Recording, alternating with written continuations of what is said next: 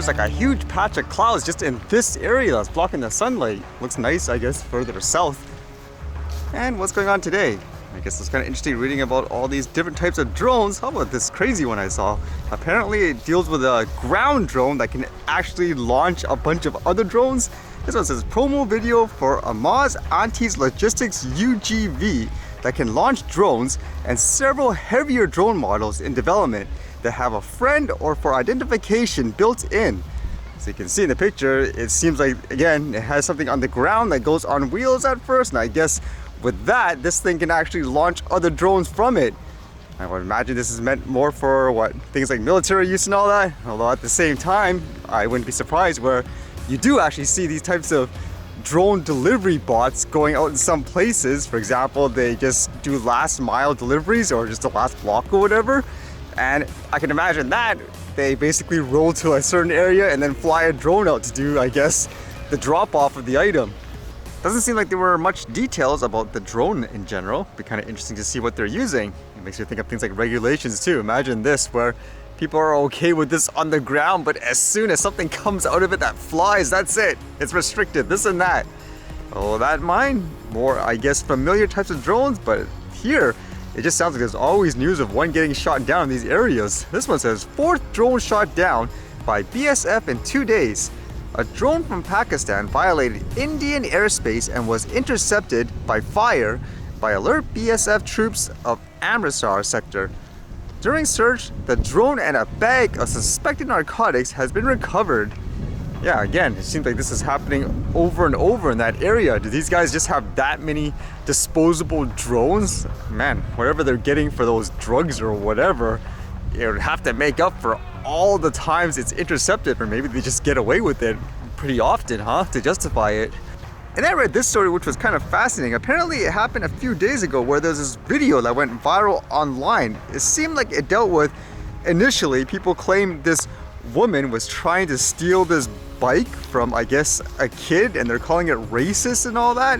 Like here you can see in this poster, it says a suspected white supremacist woman tried to steal a Citi bike from a black kid after he paid for it, and when him and his friends wouldn't allow her to steal it, she went through all the Karen tactics to try to get the black youths hemmed up, screaming for help, fake crying, mayo babbling. So that's what it kind of showed at first in terms of, it looked like she was struggling with them, and then she starts crying and all that. They're wondering like, hey, what are you doing? Implying like she's faking it. Help me! Please help me! Not your bike. Please help me! Just fake crying. Stop fake crying. Hey, stop touching me. I don't touch you. Hold up. Hey, stop touching me. Not a tear came down, miss. Now, because of this, there was so much media attention. It spread like, I guess, wildfire online, got millions of views, and people were condemning this lady. And as well, apparently her job was put on hold too, where she would potentially get fired, like where she worked. Like it says here from the NYC Health, we are aware of the video involving a healthcare provider off duty and away from the hospital campus. The incident in the video is disturbing. The provider is currently out on leave and will remain on leave pending a review. As a health system, we are committed to providing an environment for our patients and staff that is free from discrimination of any kind. So was that the case where this person was a quote racist and all that?